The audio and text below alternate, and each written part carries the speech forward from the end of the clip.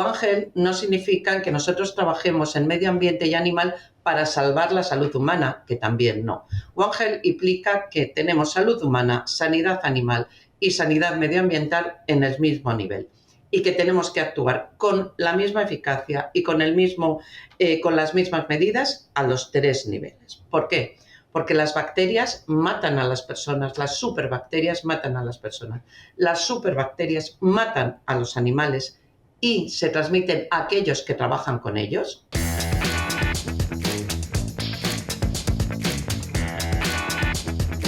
Hola, soy Guillermo Ramis y hoy voy a ser vuestro anfitrión en este nuevo episodio de Porticast, en el que tenemos el honor de contar con Cristina Muñoz Madero, que, bueno, ahora se presentará ella, pero que siempre nos está enseñando y está peleando y trabajando con nosotros en cuestiones de antibióticos y de medicamentos veterinarios.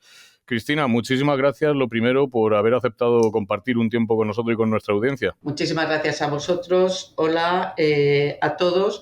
Lo que hacemos es compartir experiencias y yo aprendo muchísimo de cada vez que participo en algo así, con lo cual estoy encantada de estar aquí hoy. Bueno, lo primero que te voy a pedir, Cristina, es que te presentes a ti misma, que nos cuentes cuál ha sido tu formación, cuál ha sido tu desarrollo profesional y tu experiencia y a qué te dedicas específicamente en este momento. Pues muy bien, yo soy veterinaria y soy diplomada en gestión y dirección de empresas y siempre he trabajado en relación con la microbiología fundamentalmente. Mi origen es tanto de seguridad alimentaria, mi primer trabajo fue en relación con la seguridad alimentaria, microbiología en seguridad alimentaria. Trabajé en clínica de pequeños animales, pero enseguida me incorporé al trabajo en el que estoy actualmente, que es la Agencia Española del Medicamento.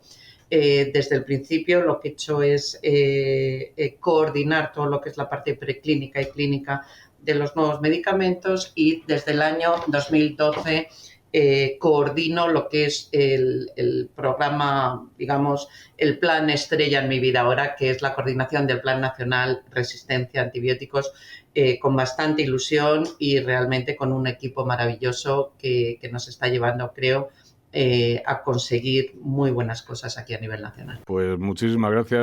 La verdad es que por suerte y por el devenir profesional me he cruzado contigo bastantes veces en distintos foros y sé perfectamente a qué te dedicas, así que sé que vamos a disfrutar en esta charla, porque vamos a hablar precisamente de tu proyecto estrella, que son la resistencia a antibióticos.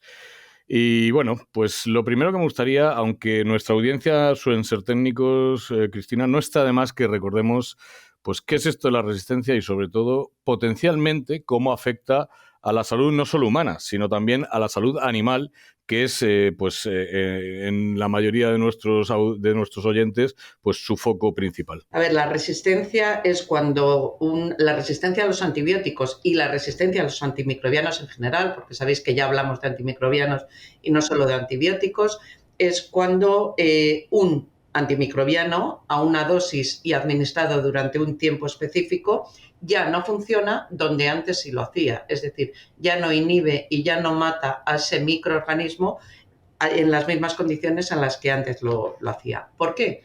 Pues porque las bacterias son listísimas, llevan aquí muchísimos más años que nosotros, por tanto son mucho más listas que nosotros sin dudarlo, y enseguida aprenden a defenderse de aquellos que les atacan y usan mecanismos de defensa. Y esto no deja de ser una guerra en la que nosotros, a través de los antimicrobianos y específicamente los antibióticos, vamos a matarlas. Y ellas lo que hacen es defenderse. Para eso aprenden el mecanismo por el que el antibiótico las mata y aprenden el camino para inhibir ese mecanismo. Cuando inhiben uno, tienen una resistencia, pero ahora el problema es que nos encontramos con las superbacterias de las que hablamos. ¿Y qué le pasa a las superbacterias? Pues como ellas son muy listas, además se saben llevar muy bien entre ellas, aunque sean de diferentes tipos, y se pasan esa información de unas a otras, de tal manera que cuando adquieren esa información frente a 2, 3, 4, muchos antibióticos, las hace prácticamente indestructibles y por eso las llamamos superbacterias. ¿Y qué impacto puede tener esto en la salud? Insisto, vamos a hablar de la humana, que es la estrella de la resistencia, pero yo también quiero hablar de salud animal porque también nos afectan las resistencias. ¿Qué impacto tienen estas resistencias en las dos saludes? A ver, no tenemos solo que hablar de salud animal, por supuestísimo. Nosotros ya decimos que esto se tiene siempre que enfocar desde un punto de vista One Health. Pero One Health no significa que nosotros trabajemos en medio ambiente y animal para salvar la salud humana, que también no. One Health implica que tenemos salud humana, sanidad animal y sanidad medioambiental en el mismo nivel y que tenemos que actuar con la misma eficacia y con las mismas medidas a los 3 niveles. ¿Por qué? Porque las bacterias matan a las personas, las superbacterias matan a las personas, las superbacterias matan a los animales y se transmiten a aquellos que trabajan con ellos, que es muy importante.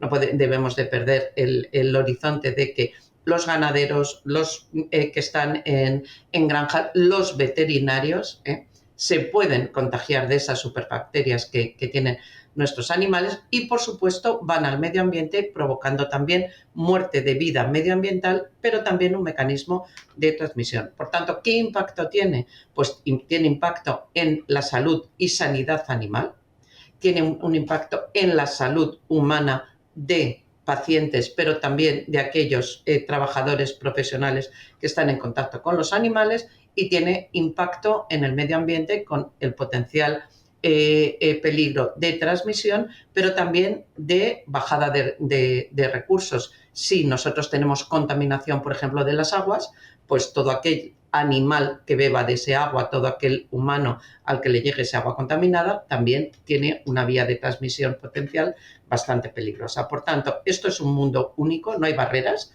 y el que exista en el mundo una bacteria multiresistente nos implica igualmente o compromete igualmente la salud humana, la salud animal y sanidad animal y la salud y sanidad medioambiental. Desde luego, bueno, yo siempre leo esa estadística o ese dato que dice que el primer, ni siquiera hace 100 años, que se aisló el primer antibiótico, digamos, identificado como tal, y mucho menos todavía el primer antibiótico sintético. Por lo tanto, la humanidad llega hasta aquí sin antibióticos. Pero ojo, corremos el riesgo de echar el reloj hacia atrás 80 o 90 años y volver a tener la salud que teníamos hace 80 o 90 años, y precisamente yo creo que eso es lo que debemos de evitar como riesgo potencial. Si tú ves una gráfica que se ve la supervivencia humana, es muy claro, va así, y en el momento en que se puso en el mercado la penicilina, esa gráfica aumenta de una forma vertiginosa. De forma exponencial. Exacto, brutal. Vamos, impresionante. Entonces, ¿en qué situación estamos ahora? Pues estamos en la situación de dar un paso atrás de 100 años en la evolución sobre todo del desarrollo de la medicina. Y entonces tú dices, bueno, ¿en qué me puede afectar esto? Es que te puede afectar que tengas una operación menor, un apendicitis, por ejemplo, y que no se te puede hacer, no por el riesgo que implica la operación, es por el riesgo de infección que implica el posoperatorio que vas a tener. Ya no hablamos de trasplantes de órganos. O que una muela te mate, por ejemplo, una muela infectada. Esto es. Yo siempre digo a algunos ganaderos, en alguna discusión, yo decía, mira, igual que no te gustaría conducir un coche hace 100 años, no creo que te gustara volver a tener la salud y la sanidad que teníamos hace 100 años. Bueno, esto lo entienden mejor, lo del coche que lo de la salud, pero bueno.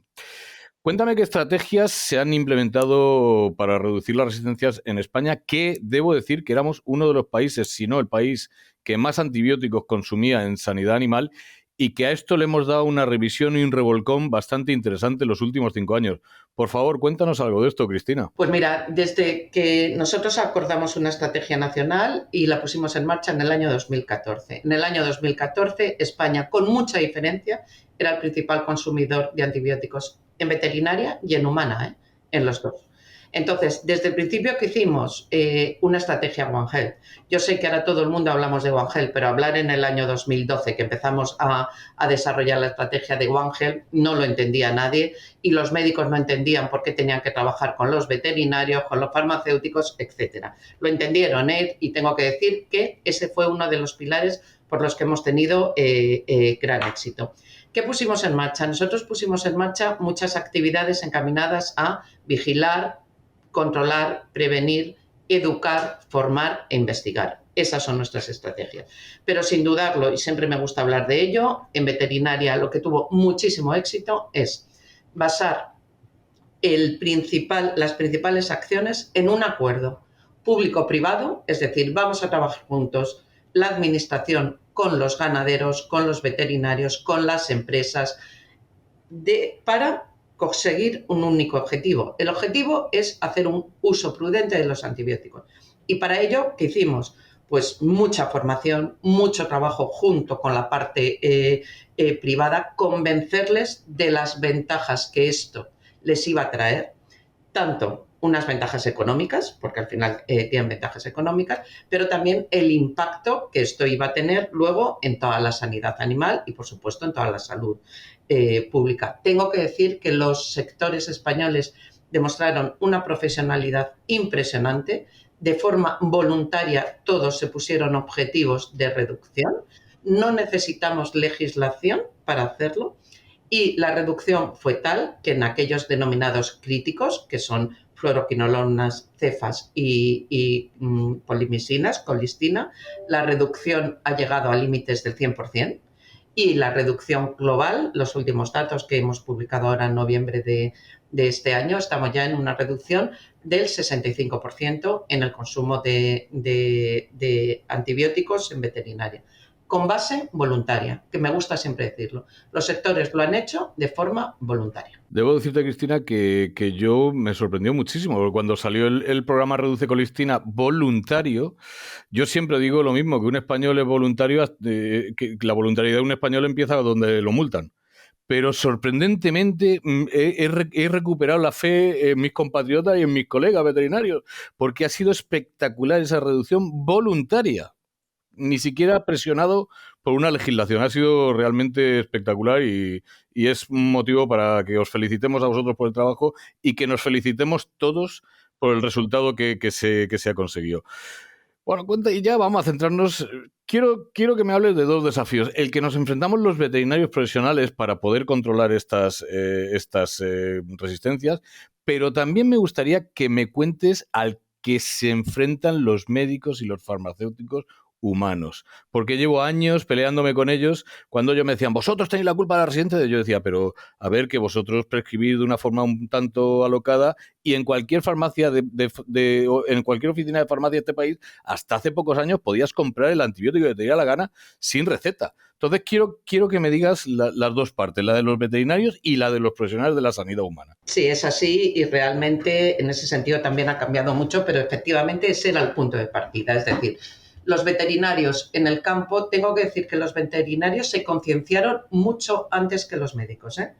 O sea, eso lo digo siempre. Y cada vez que voy a dar charlas a médicos, empiezo así, se concienciaron mucho antes. Y el reto es mucho más complicado. Nosotros tenemos múltiples especies, cada una tiene sus particularidades en todos los sentidos, incluido en la forma en la que se produce, y esas medidas que en el sector porcino pueden ser un éxito, pueden ser un fracaso en el sector de ovino, por ejemplo. Con lo cual, tú tienes que trabajar con cada sector específico. El veterinario de campo se enfrenta primero al ganadero, que tiene que convencerle. O sea, porque hablamos mucho de la presión sobre el veterinario, pero ¿y el ganadero? Entonces, al ganadero le tiene que convencer, suele implicar inversión económica, el que tú tienes que mejorar esto, porque no consiste en retirar antibiótico, consiste en mejorar cómo produces, la limpieza, bioseguridad, formación de la gente que está en la granja, etc. Y a eso se tiene que enfrentar el veterinario día a día.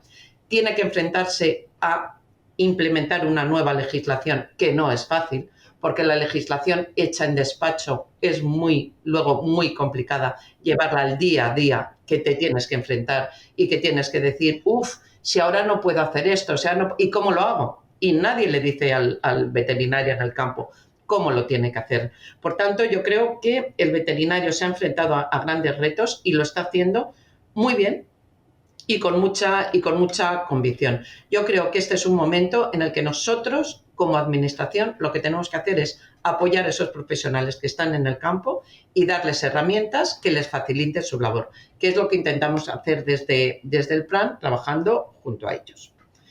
Vamos al médico. El médico se enfrenta a muchos retos igualmente. Se enfrenta al paciente que tiene delante en el día a día, porque el mayor consumo en medicina humana se da en la medicina comunitaria, no en los hospitales, la medicina comunitaria. ¿Y por qué? Porque durante muchos años el paciente decía, es un buen médico porque me receta muy buenos antibióticos. No es buen médico porque he ido con una gripe y no me ha dado antibiótico. Esto yo lo he oído frecuentemente. Los padres que llevamos al niño y que tenemos trabajo y que no nos lo admiten en la guardería o en el colegio porque tiene fiebre, dale antibiótico para que se le pase rápido y mañana le pueda dejar en la guardería porque ya no tiene fiebre. Es decir, también tienen todo ese tipo de retos. Mira, una anécdota que yo tengo con los médicos es que ellos tienen muchas técnicas de diagnóstico rápido. Por ejemplo, para las amigdalitis, toman muestras, da negativo y dan el antibiótico. Y dices, pero si te ha dado negativo, y dice, ya, pero por si acaso. Ese por si acaso lo usan muchísimo. Yo creo que eso ha mejorado, ¿eh? Ha mejorado muchísimo. También se les ha dado muchas más herramientas. Seguimos teniendo, digamos, problemas con algunos sectores concretos, pero yo creo que los médicos en ese sentido también han evolucionado mucho y también se enfrentan a los pacientes en el sentido de decir, no te voy a recetar antibiótico porque no lo necesitas. Y bueno, también están cambiando de actitud. Los farmacéuticos, nosotros tenemos una encuesta que se hace cada 2 años y en una primera encuesta del año 2016 salía que en el 80% de las farmacias conseguías antibióticos sin receta. 80%. En el último Eurobarómetro que salió en el año 22, es el último, en el 3% de las farmacias conseguías antibióticos sin receta. Y eso no se hace preguntando, se hace con una pareja de actores que van a una farmacia y que ella finge tener una cistitis horrible y se va de viaje y necesita antibiótico y tengo un dolor horrible. Y en otras es con un niño que está fatal, que no puede ir al médico, que tal y no sé qué. Y con esos dos escenarios pasamos del 80 al 3%. O sea, yo creo que en general todos hemos cambiado actitud, ¿eh? ¿Qué es lo que hay que hacer? Cambiar la actitud. Y para cambiar actitud, lo primero que hemos hecho es que la gente realmente sea consciente de que esto es un problema real, que no es un problema anecdótico. Y la gente ha cambiado mucho porque se muere la gente y son conscientes de que se están muriendo. Fíjate, una de las frases que más he repetido en mi vida profesional es: los antibióticos no friegan y desinfectan las naves. No puedes esperar que tú no friegues y no limpies y luego yo te tenga que estar prescribiendo medicamentos durante todo el cebo de los cerdos para que no tengan problemas. Empieza por limpiar y desinfectar y lo mismo, no nos hacen falta los antibióticos a lo largo de los cebos. Pero esto no es fácil. Me gustaría que me dijeras un poco cómo abordar al productor, cómo abordar al ganadero y cómo hacerle ver que tenemos efectivamente que hacer un uso responsable de los antibióticos. No es fácil, porque yo que he sido en otra época de mi vida veterinario de verdad, iba a las granjas, ese veterinario está entre el ganadero y la empresa. Yo trabajaba en una integración. Entonces a mí me cascaba el ganadero y me cascaba la empresa, ¿no? Entonces no es fácil estar ahí en medio. ¿Cómo crees tú que sería la mejor forma de hacer una verdadera concienciación de esos productores, que al final son los tenedores de los antibióticos? No nos olvidemos, ¿eh? El veterinario prescribe, pero el que los tiene y los administra es el ganadero. Mira, yo creo que son dos cosas diferentes. Al ganadero hay que abordarlo explicándole por qué le exigimos esto y por qué tiene que hacer esto. Entonces, todos somos muy reticentes a cambiar las cosas, toda la vida lo hemos hecho así, tal, y además ahora dices que tengo que lavarme las manos, que tengo que... O sea, me estás creando más trabajo y no sé qué consecuencias tiene. Y entonces yo creo que de una forma, un lenguaje muy entendible hay que explicárselo. Y hay que explicarle que, mira, si no lo haces por salud, hazlo por egoísmo. Mañana te puedes morir tú. Yo siempre se lo digo, que no se te transmita una bacteria multiresistente de tus animales, porque a lo mejor mañana te puedes morir tú. Pero a lo mejor es peor, es que a ti no te mata, pero tú vas a volver a tu casa y va a matar a tu mujer, a tus hijos, a tus nietos, etcétera. Ponlo en el ámbito familiar. Esto lo puedes hacer y esto puede pasar. Y además hay ejemplos y yo hay muchas veces que se los pongo. Tenemos vídeos en el que eso ha pasado realmente y se los ponemos. Mira, este es el caso de un ganadero holandés, de un ganadero tal y cual. Entonces, como esto es importante, con esto vas a ver cómo todo mejora, cómo todo previene y cómo tú haces una contribución a esto.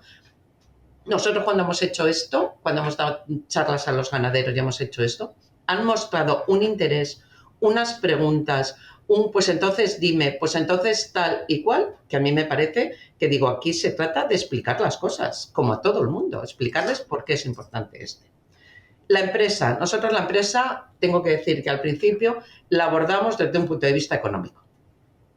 Vamos a ver, si tú haces eso, tú vas a presumir de que no consumes colistina, consumes muy poco antibiótico y que estás haciendo unas buenas prácticas. Y como haces unas buenas prácticas, puedes presumir de ello. Cuando tú vendas tus animales, tus productos, tu tal, presume de lo bien que lo estás haciendo. Pero solo puedes presumir si es verdad. Y para que sea verdad, ya puedes empezar a hacer inversiones, ya reducir el uso y tal. Yo creo que a cada uno hay que abordarlo desde el punto de vista que más le duele, pero explicando las cosas. O sea, a la empresa también le tienes que explicar por qué es importante y qué impacto de salud tiene. Pero al final tienes que meter la parte económica, que la entienden muy bien. Muy bien. Que muchas empresas es la única que entiende, porque nosotros nos empeñamos a hablarles con lenguaje técnico y al final de toda la frase de vamos a hacer, se va a quedar con y vas a tener una mejoría de 50 céntimos por kilo. Exacto. Y toda la parte técnica le resulta irrelevante. Llega a los 50 céntimos y dice, vale, ahora sí, ahora ya lo tengo. También durante muchos años yo me acuerdo que decía, bueno, la situación que tenemos en España de antibióticos es asumible para el mercado español, al que todavía no le importa que estemos pues haciendo un abuso de los antibióticos que hacíamos hace años. Pero el mercado internacional es mucho más reactivo a eso. Entonces, si España quiere exportar, son frases que empezamos a decir hace 10 años cuando no exportábamos el 100% como estamos exportando hoy. Pues fíjate, ya era algo que ya se empezaba a vislumbrar que iba a ser un factor limitante. Vamos a hablar de esto. ¿Cuáles son las exigencias de los principales mercados? Y evidentemente vamos a hablar de los mercados que nos interesarían, Japón, Corea del Sur, es decir, mercados con un alto poder adquisitivo y que potencialmente son los clientes que queremos captar. ¿Qué exigen estos mercados con respecto a los antibióticos, Cristina? Mirad, aquí hay dos vertientes. Hay el mercado que está muy concienciado del problema y por tanto te exige que los animales que le vayan, y me parecen muy bien, lleven unas condiciones al menos las que ellos tienen para su mercado interior. Y luego están aquellos que les interesa crear una barrera técnica porque sois competición directa. Entonces están las dos vertientes. Sea cual sea, cualquiera de ellas, tú la evitas haciendo las cosas bien. Entonces, cuando la gente te dice, mira, yo no voy a... en el 2014 estuvimos así, O sea, en el 2014, en la exportación porcina, los daneses ya presentaron en Bruselas una solicitud para que impidieran la exportación de cerdos españoles por el elevado consumo de antibióticos que tenían, O sea, era una barrera técnica clara, aunque fuese disimulada de barrera sanitaria, que también, que también. Y luego, cada vez que viene un país asiático, venían a hacer una inspección y a parar y a ver qué pasa. Os voy a decir en la situación que estamos ahora. Japón nos ha solicitado el venir a España para aprender cómo lo hemos hecho en la reducción de antibióticos. Tenemos una misión de Japón que va a venir este año en marzo, en abril, porque están impresionados de cómo hemos podido reducir ese consumo en tan poco tiempo. Porque sin que se acabe la industria. Exacto. No, lo que están impresionados es decir, ¿cómo habéis podido hacer esto y no haber tenido una crisis en la producción? ¿Sabes? O sea, están impresionados. A ver, sacrificios ha habido, y ha habido un aumento de pérdidas y ha habido un aumento de muerte y ninguna transición es fácil. Y hasta que alcancemos, porque aquí no es limpieza, es desinfección, es nutrición, son los espacios, es el manejo, es la temperatura, es que son muchas cosas. Y eso no se cambia de un día para otro. Y eso implica sacrificios y pérdidas, eso está claro. Pero realmente al final tú dices, ¿cómo va, por ejemplo, la industria porcina en España? Es que va, o sea, impresionante. Y han hecho un esfuerzo impresionante. en la reducción y en quitar colistina y en reducir mucho en otros muchos antibióticos. Mirad, la producción cada vez se va a enfrentar a mayores exigencias porque el consumidor final cada vez va a exigir más. Eso está claro. Y en España el consumidor final ya exige cada vez más también. Ha cambiado mucho la situación. Exacto, exige ver que hay bienestar animal, aunque muchas veces no tienen muy claro lo que es eso, pero yo quiero que los huevos vengan de gallinas felices, que me hace una gracia, decir quién ha medido la felicidad de la gallina, pero no voy a meter. ¿Y cómo se mide la felicidad de una gallina? Exacto, pero bueno, que venga de gallinas felices, que la carne de cerdo venga de animales que estén criados de forma con bienestar, cuidando y respetando el bienestar animal, y por supuesto cada vez más que no consuman antibióticos, que es una cosa que también hay que educar al consumidor, en decirle el antibiótico hay que consumirlo, porque si no, no vas a tener carne, ni con bienestar ni sin bienestar. Pero hay que educarle, hay que enseñarle. Pero los consumidores cada vez más son más exigentes e incluso están dispuestos a pagar un poco más si tú le aseguras que esa carne se ha hecho con una producción específica. Por tanto, esto hay que tenerlo en cuenta y ya no, desde un punto de vista de salud pública, sin dudarlo, pero desde un punto de vista comercial, también hay que meter estos factores en nuestro interior. Sí. Fíjate, me pasó una situación en la que estábamos un grupo de amigos comiendo en un restaurante y llegó un sommelier a hablarnos del vino y el tipo pues cometió el desliz de decir, porque los vinos son muy sanos, no como la carne, que está hincha antibióticos. Mi mujer me cogió así de un brazo y le dije, no, a ver, no, hasta aquí hemos llegado. Tú de vino sabes, de carne sé yo. Discúlpame, pero lo que acabas de decir es una mentira intrínseca. Nadie de los que está aquí va a comer carne con antibióticos porque para eso hay veterinarios que se encargan de vigilar que eso no ocurra. Pues 5 o 6 días después aparece una noticia en el periódico digital de la región que es la Universidad de Murcia va a hacer un proyecto para reducir el uso de consumos de antibióticos en cerdos, que además era nuestro el proyecto. Y una de estas personas que comió conmigo me escribió y dice, nos has mentido a todos, usáis antibióticos en los animales. Claro, le dije, no me has entendido, que es lo peor. Claro que usamos antibióticos en los animales, porque si no, tú no comerías carne y además no es ético dejar que un animal enfermo se muera. Pero me voy a encargar de que tú no comas residuos de antibióticos. Y ya fue como, ¿cómo? Digo, claro, esto hay que saber hacerlo y para eso estamos los veterinarios. Así que, bueno, quiero que me hagas algún comentario final, alguna conclusión, Cristina, o alguna recomendación para veterinarios, prescriptores, no sé. Hazme unas conclusiones de esta conversación que hemos tenido, por favor. Mira, yo lo primero que me gustaría es decir, esto es real. Esto es real, se está muriendo la gente y desgraciadamente de vez en cuando se muere alguien famoso, pero eso no sirve para decir, mira, esta persona, pues Pepe Domingo Castaño, cuando se murió, tengamos en cuenta que se ha muerto de una infección de garganta, y se murió, porque esa infección de garganta tuvo la mala suerte de que era una bacteria multiresistente y se lo llevó por delante en 2 días.